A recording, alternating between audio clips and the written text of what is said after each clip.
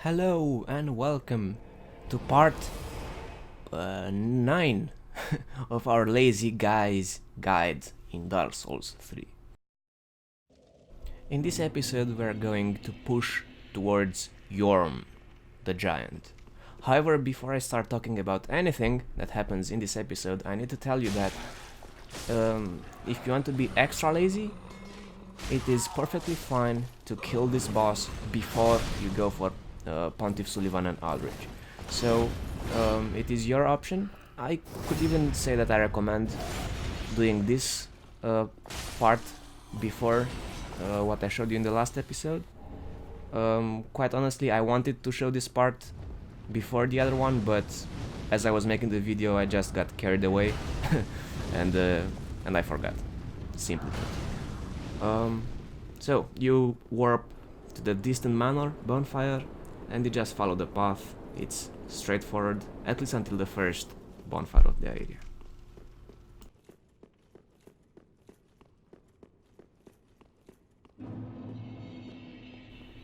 The main enemies in the Irithyll Dungeon are called jailers, and they are tricky enemies because they don't have to touch you with their weapon in order to damage you.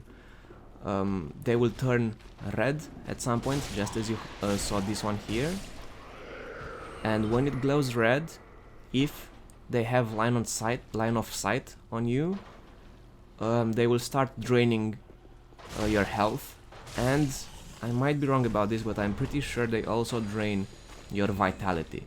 So as long as they are red and you are in line of sight of the enemy, they will decrease your health and your equip load.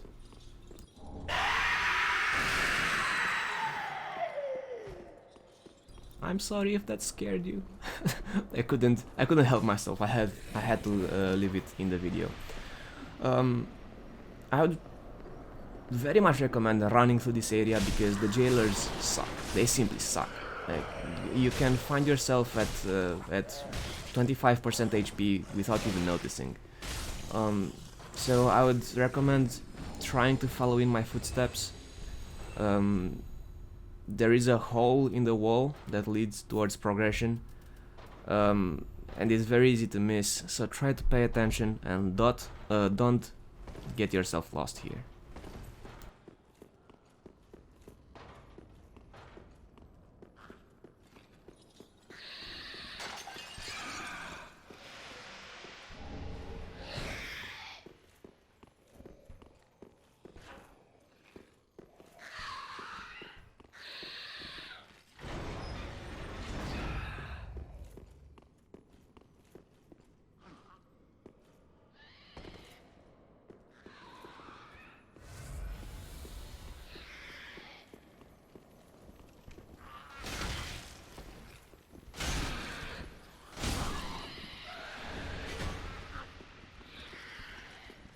After you have avoided Golem, we've pretty much escaped the dungeon itself, and now these guys are going to be our enemies.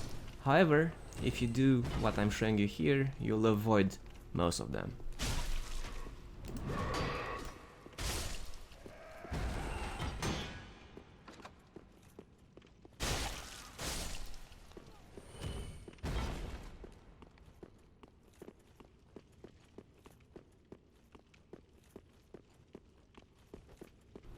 Get yourself a new Estus Flash Shard from this mimic.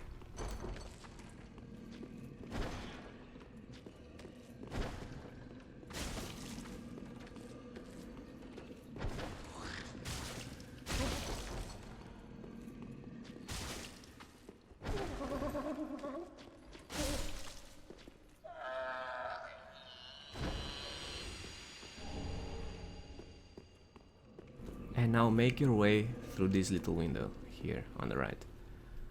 Watch out when being close to the giant, because he wakes up if you hit him and he will be very angry. So try to let him mind to his own sleep.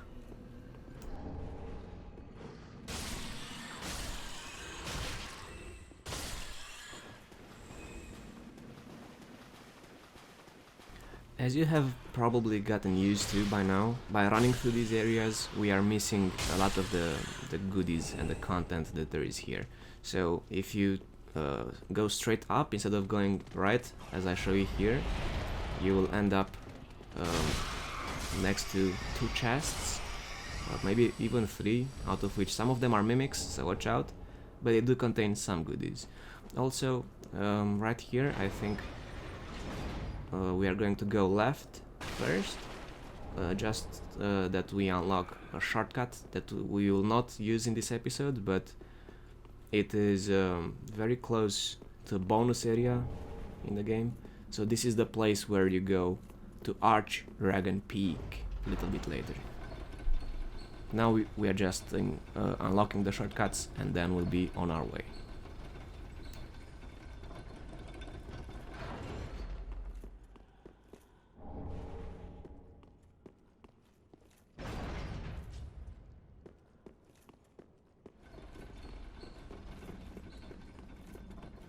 The room we're about to enter is filled to the brim with jailers, so it is easy to notice that it is a very rough room to take on. However, I have to tell you that there are goodies here. In one of the cells here there is a pyromancer lady, which has all the late game spells. I think she even has dark sorceries.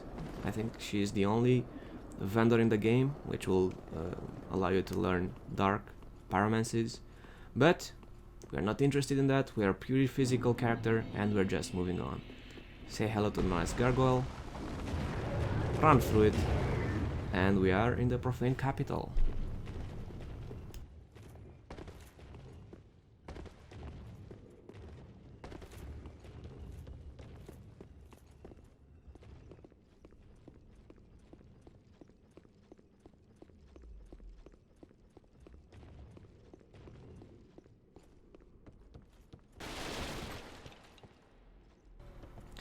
This time this is a throwback for people that have played Dark Souls 2. You may recognize this guy as Ladder Master Gilligan from Dark Souls 2, the guy that allows you to build the ladder that you can use to descend into the gutter. He did not have such a good time in Dark Souls 3, I can say that much.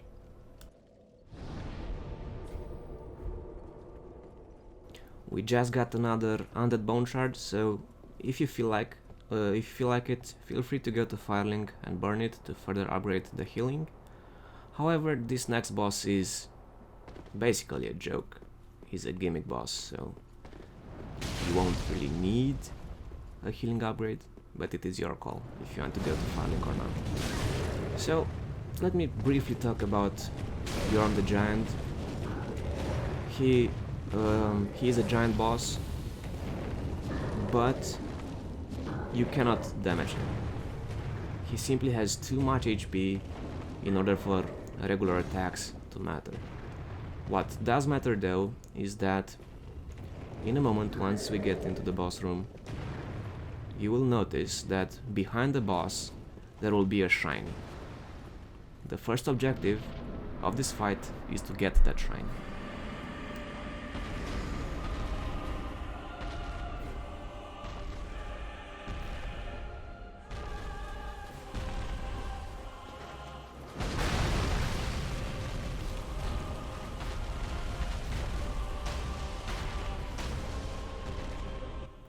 The shiny is the Storm Ruler, which is a throwback all the way to Demon Souls. However, it has a different function in this game. It acts as a giant slayer, or that is what the description of the item says. But anyway, the way to use it is to charge a heavy attack until it acquires a buff state. Right here. Once it is buffed up, you just lock on to Yhorm and do the special attack, which deals heavy damage, as you can see. Unfortunately, this is all this is to this fight. You just charge your sword a few times and hit Yhorm.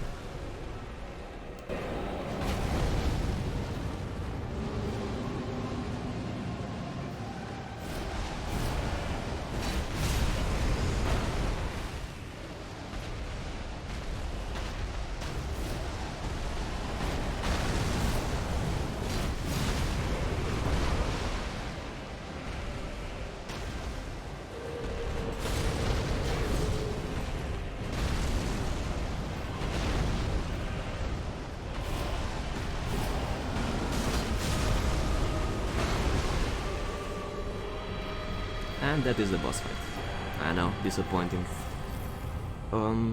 Even though the sword says it's a giant killer, it doesn't work on other giants, so it's strictly a gimmick weapon to deal with Yhorm. And that's it. After we kill Yhorm, you'll be teleported into the room that the dancer was in. So, canonically, this is when you should be taking on the dancer. However, I highly recommend doing her earlier, because otherwise you might accidentally start the fight with dancer with all the souls that you just got from Yhorm. So I really recommend taking her on earlier. But anyway, with Yhorm down, we are ready to progress. We are going to go now to the Dragon Barracks bonfire. You should probably remember that we did this whole area some episodes ago when we were looking for chunks to get our weapon to +9, and now the way is open for us to go tackle the next boss. So the next boss is called the Dragonslayer Armour. It is one of the few bosses in this game which is vulnerable to frostbite, and therefore we are going to use for this fight the Irithyll straight sword.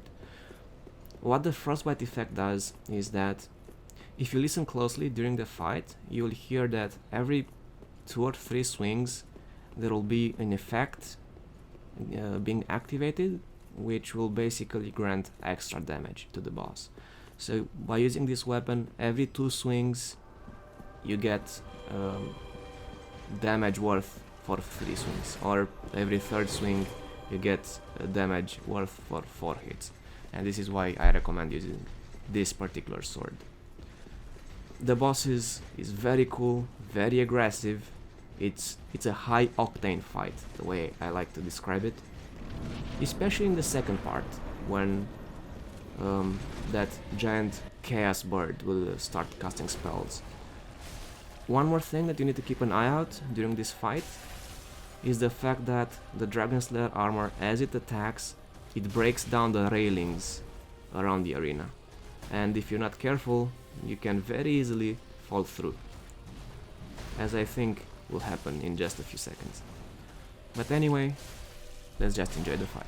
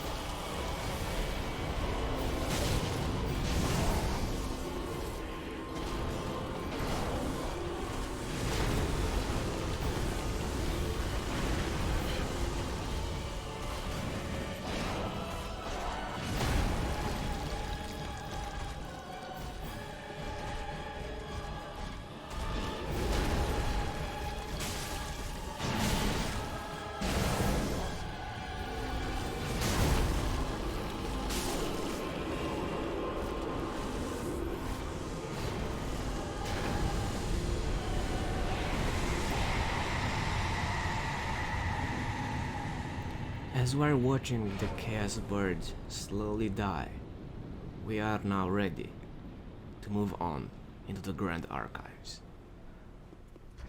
Thank you for watching, hope you enjoyed, and I will see you in the next part. See ya.